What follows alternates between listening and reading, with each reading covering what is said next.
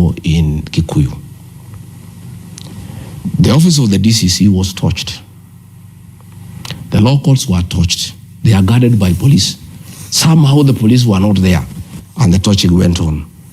Then the leader of majority says some gangs wanted to attack his father, who is 101 years. But he was not attacked. It was just an attempt, but he was not attacked. Yet the police station, the law courts are attacked. Higher, you go to Nyeri.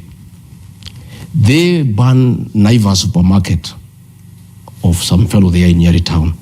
But the supermarket owned by the member of parliament for Kenny, there is an attempted attack, but it is not attacked because it is personal. It is not meant to be attacked. It's just something you are trying to do. Then you find here in Nairobi, owned by people from the Mount Kenya region, are attacked. Okay? You find that several businesses are attacked. Police are there. Nobody is arrested. Nobody is stopped. It's simply an onslaught on the community. Then the CS Interior comes and says, the goons in Nairobi were stranded, were from Murang'a, were from Nyeri, were from Kirinyaga, trying to profile a community to show that this issue that happened in Nairobi was done by the people from the Kikuyu nation. Okay? Then the following day go to parliament. The scheme was turn the people of Central Kenya against Rigathi Gachagua and other leaders who are popular in the region. That is why they attack in Olkalau. People have told us in Olkalau, all the goons who are there, none of them is a local. Yet they did it, police never did any action. This thing was managed by government to target Kikuyu business premises. And then later, Moses Wetangula allowed a debate in parliament for 2 hours to blame Rigathi Gachagua, to blame John Medhu, to blame John Kagushia, to blame Jane Kehara, to blame Mukunji, to blame all leaders who are popular in Central Kenya region, hoping and believing that the people of Central Kenya can believe that their leaders who are very popular and who are loved by the people had organized violence against them. This is what has happened. The people of that region are very enlightened as we speak today. And William Ruto drove a narrative and made the people of Central Kenya hate Uhuru Kenyatta. He said he's a drunkard, he's useless, he's this and that. And the people of Mount Kenya, I included, believed him. We turned against Uhuru Kenyatta and hated him. The people of that region have made a decision. They will never hate their leader. They will never turn against their leader. They have seen through that scheme that was done on Wednesday. Businesses, and then try to blame their leaders. Yeah, you know, even they were trying to say today, Kipchumba Murkomen was telling DCI, go and arrest Rigathi Gachagua, arrest Gakuya, arrest Major Dong, so that the Kikuyu people can believe that Rigathi Gachagua and Major Dong and Gakuya are the ones who touched property belonging to the Kikuyu. The Kikuyu people are very intelligent. William Ruto, the people see through you.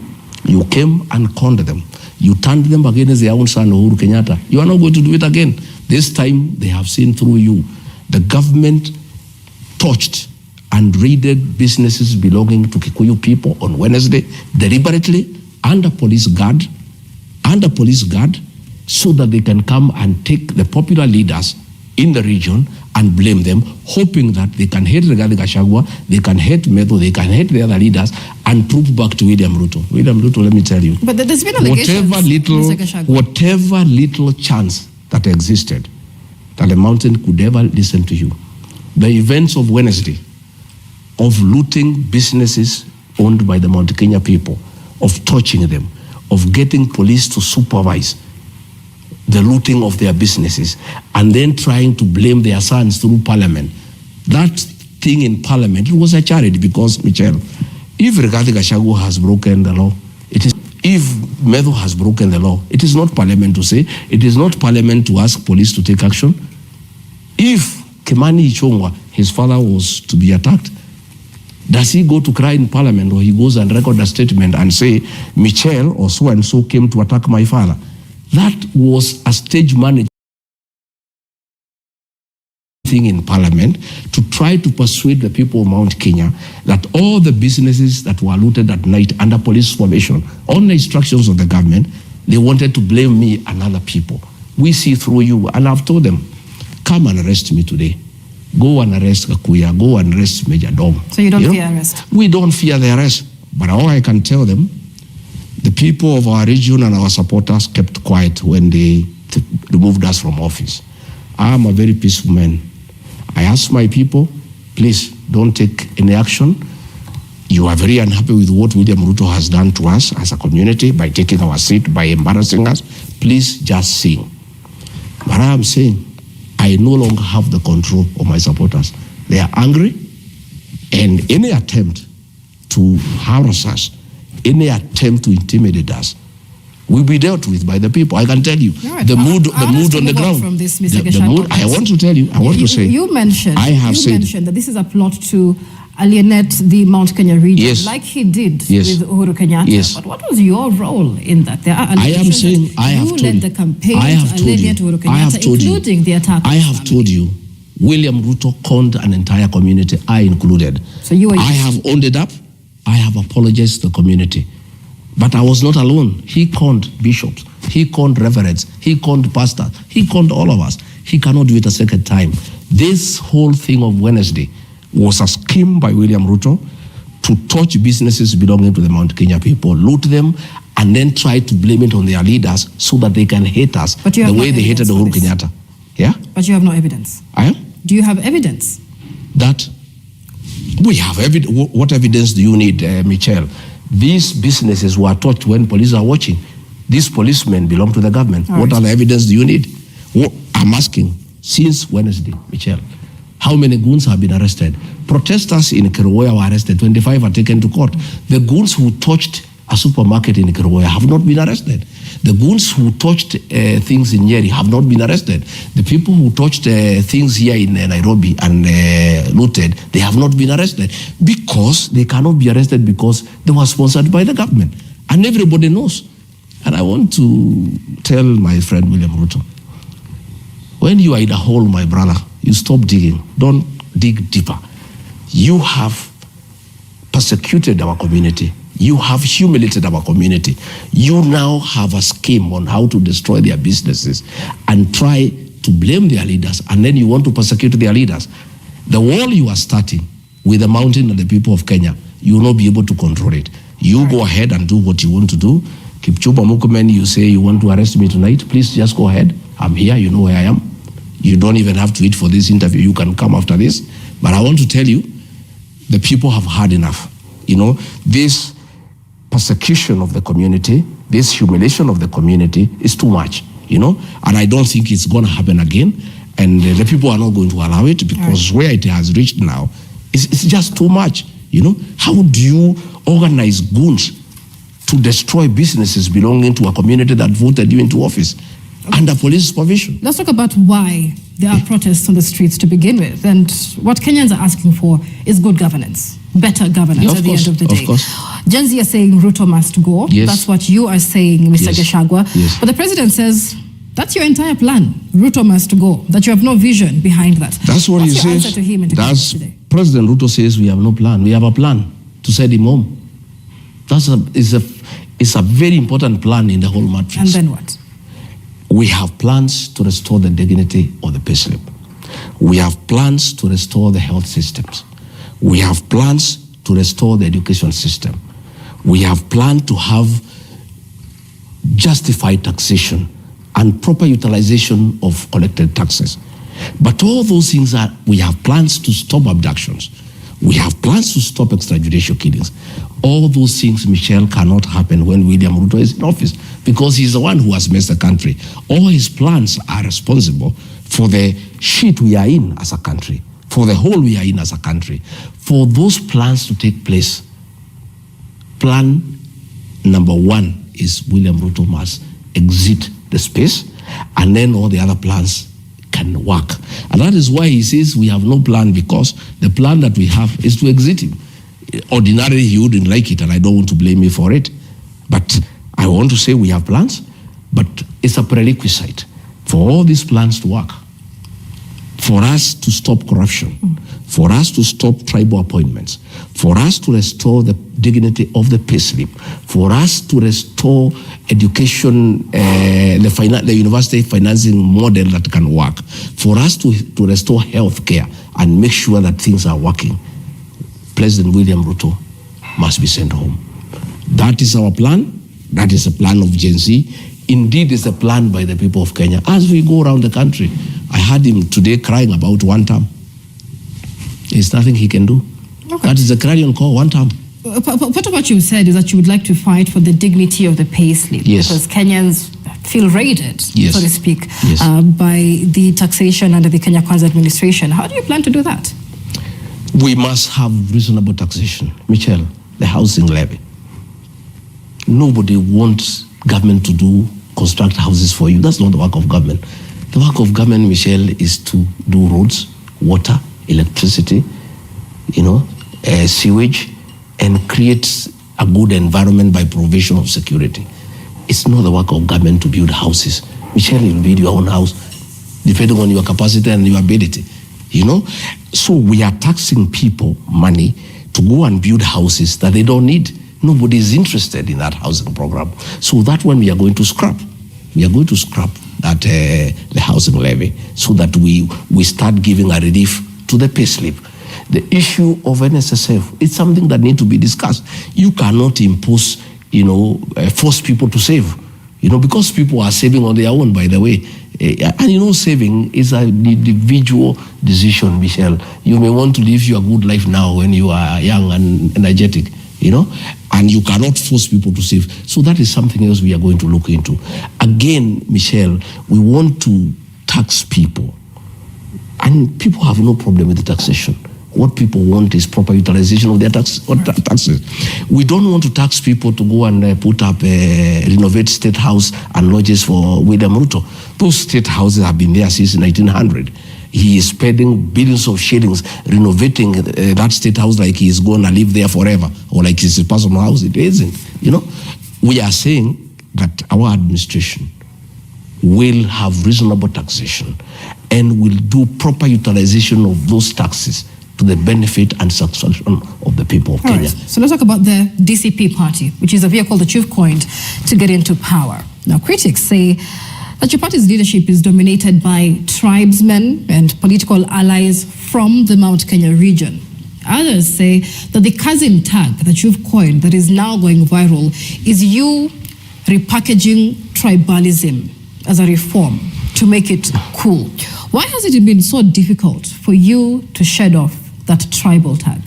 Well, that is a narrative by William Ruto. William Ruto is an expert in creating narratives. I've just told you he created for us, the mountain people, a narrative that Uhuru Kenyatta is a drunkard, useless, and we believed him. He's a very believable fellow. But as we go on, people are learning that he's a liar and he's deceptive.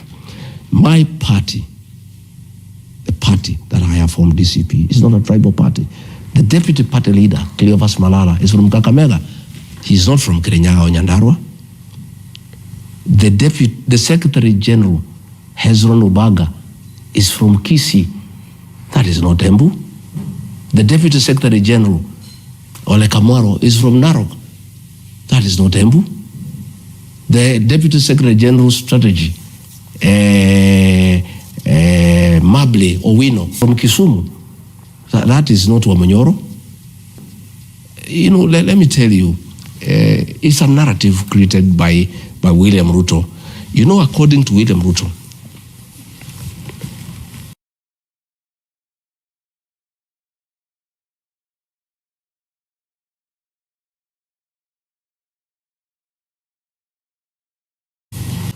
if you look at parastatals in Kenya, there are about 250. 92 of them, the CEOs are from the Kalenjin community. That is tribalism. If you look at key institutions, even where he has given other communities, he has put PSs from his community under them. And let me tell you, why has the cousin narrative gone viral? If it was a bad thing, why would it go viral? William Ruto cannot dictate to us how to refer to each other. I am looking for my family lineage. Yeah? The Kambas are my cousins because the language they speak and the one I speak, we understand each other. The Mijikenda are our cousins. The Kisis are our cousins. The Luyas are our cousins. The Kurias are our cousins. You know? The Masais are my in-laws. Right. You know? The Meru, the Embu are my brothers and sisters. William Ruto cannot dictate to me on how to relate with the family. You know? And he should keep on family matters. You know? He can relate with Raila Odinga. He calls him his brother. We don't have a problem. The Luyas and the Luos have been calling each other Chemeji. Nobody has ever had a problem. Let me tell you where the whole of this thing is. This annoyance is the place of the mountain in Kenyan politics. The mountain, because of their numbers, where they are, is the winning lot. William Ruto is bitter that he won the election with the mountain. The mountain has left him to join others. And that is why they are saying this casting thing is a bad thing. But when the mountain voted for him, he was very happy. He never called us tribal. He was saying we are very good people. He was always visiting us. We don't have a contract with him. And he shouldn't have a sense of entitlement that the mountain must be with him. Right. The mountain has left him. The mountain is with other people. Let's talk about governance. And the sooner he appreciates that the mountain people have a democratic right to work with other Kenyans, not him. It cannot be by force because he wants to force us to like him or to vote for him. And we will not. We have a responsibility. We have a democratic right to work with Kalonzo. We have a democratic right to work with Matiang'i. We have a democratic right to work with Eugene Wamalwa. We have a democratic right to work with the Mijikenda. Why is he having a problem with that? I'm glad you bring us there. Let's talk about good governance. That is what Kenyans want. But we've seen you under the DCP party align with several people. We've seen Moses Kuria previously, Justin Muturi, Mithika Linturi. Yourself and these men have essentially been branded political rejects of the Kenya Kwanza administration. Linturi, for example, faced a motion to remove him from office for gross misconduct. Is the team you're fronting the best you can offer as alternative government for Kenyans, Mr. Gachagua? We are not political rejects because the people of Kenya never rejected me. It's William Ruto who rejected me. Justin Muturi was not rejected by the people of Kenya. He was rejected by William Ruto. Mithika Linturi was rejected by William Ruto. It's only William Ruto who rejected us. William Ruto is not the equivalent of the people of Kenya. That anybody he has a problem with is a reject. And you must ask yourself, where is the problem here? These are all people who supported William Ruto. But he has disagreed with all of them and he says they are incompetent. According to him, he is the only one who is competent. But you must ask yourself here, who is competent? Because after I have left, nothing has changed. After Kuria left, nothing has changed. Muturi has left, nothing has changed. Linturi has left, nothing has changed. What is the common denominator here in terms of failure? It's William Ruto in matters of incompetence. When he came in as president, we had a working health system. Today it has collapsed.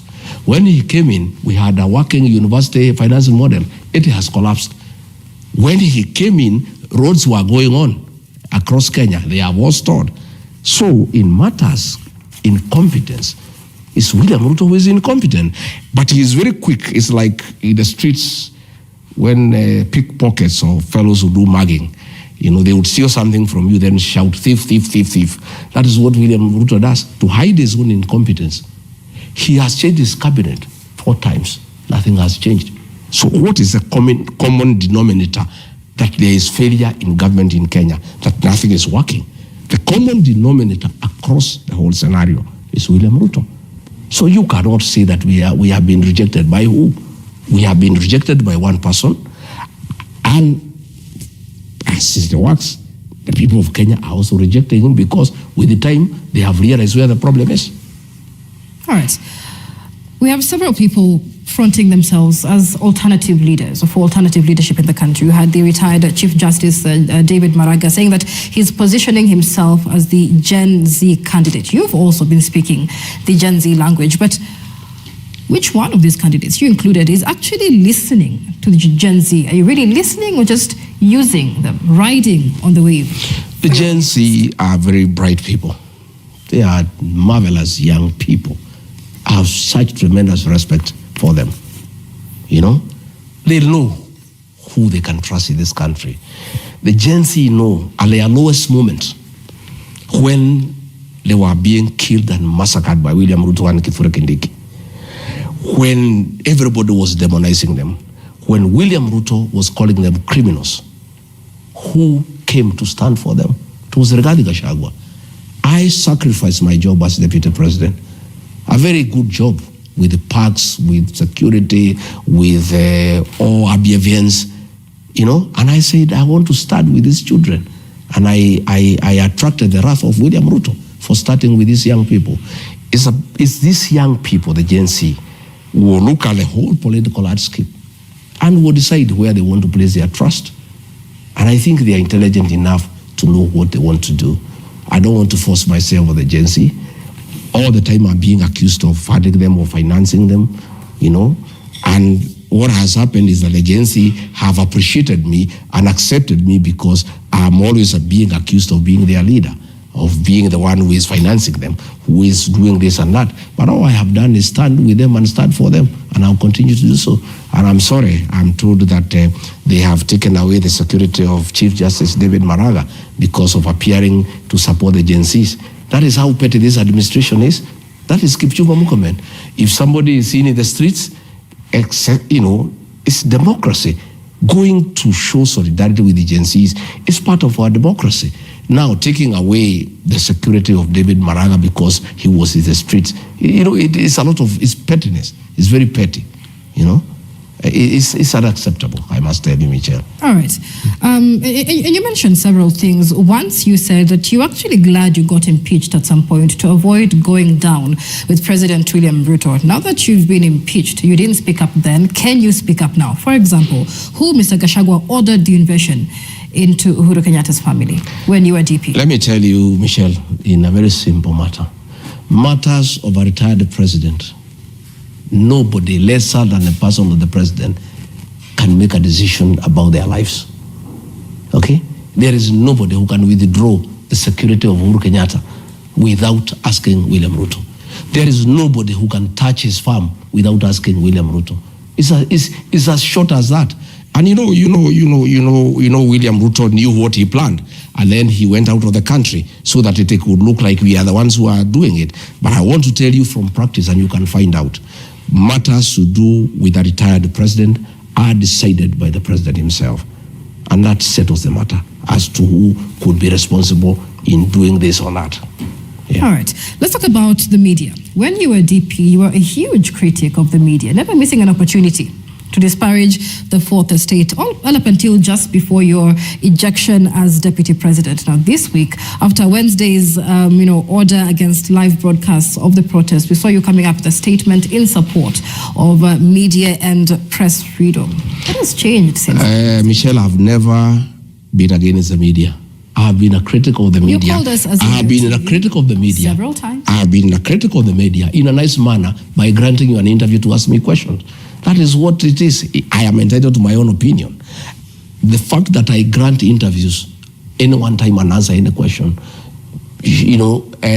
demonstrates my respect for the media. And I want to say that switching off the live stream was done deliberately so that the looting is not recorded, so that the goons are not recorded. I have told you it was a scheme by William Ruto and Kipchumba Murkomen, and that is why the media had to be switched off. And I want to tell William Ruto, please don't take us back to the 80s during the Moi era. William Ruto, kindly, we are in 2025. How do you interfere with media freedom? The media freedom is a basic freedom that is well entrenched in the Constitution in the Bill of Rights. And for you even to change a clause in the Bill of Rights, Michelle, you must go for a referendum. And again, William Ruto is taking us back to torture. You have seen somebody being tortured in police station. What was happening in Nyayo House in the torture chambers? William Ruto, you are a PhD holder. You simply cannot take us to what President Moi was doing in the 80s. This is 2025. And I want to say, and I really want to empathize with the media, we are very sorry about what happened. That should never happen. The hallmark of any democracy is the freedom of the media. Media freedom is absolutely important because Kenyans are entitled to information, you know. And I have told you why the live stream was switched off, yeah, so that nobody can capture those images of what was happening. But the good thing is that with the advent of social media, the videos are coming through. We can see exactly what happened. It was not seen on mainstream media, but the videos are now being reviewed, and you put pieces together. You can see exactly what happened and why the TVs were being switched off. All right. But Michelle, I am a fan of the media, and I am also a Christian of the media. Media has given me a lot of coverage, and that is because why? I don't shy away from the media. I speak my mind. I answer any question. I will never support gagging of the media. But I reserve my right to criticize the media, but I will not gag the media. And I think those two things are different. Criticism is healthy. If you are not doing what, in my view, is not right, I'll say so. You are equally at liberty to criticize me and what I'm doing. And I'll never take any offense. I'll have the right of reply, and then you have to take, a stand that you want to take. All right, Mr. Gachagua, as we wind up, what do you say to Kenyans who are watching today, many of them seeking answers and accountability? Kenyans who lost their friends, who lost their families, who are shot at, who are angry and don't know who to believe anymore. I want to tell the people of Kenya not to give up. We are very resilient people, and 2 years is a long time, but not too long. The people of Kenya withstood the brutality of the colonial regime for years, but God saw them through. Again, we had 24 years of the Moi repression. Again, we prevailed. Another 2 years of the Ruto regime will prevail. And I want to say, I have never advocated the removal of President William Ruto from office through unconstitutional means. I am a believer in the rule of law. I am a believer in the Constitution.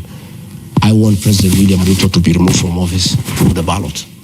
I've heard him say, crying today, that he doesn't know how we want him to go home. I've heard him crying today. I saw him very mellowed. The usual bravado is not there. I saw him very mellowed, crying. Oh, people are saying Ruto must go. I need to understand how I need to go. President, don't throw the ball back to us. Kenyans have decided you'll be one term, you'll go.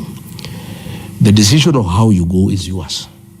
There are two ways you can make a decision. One, you can resign and go home in dignity.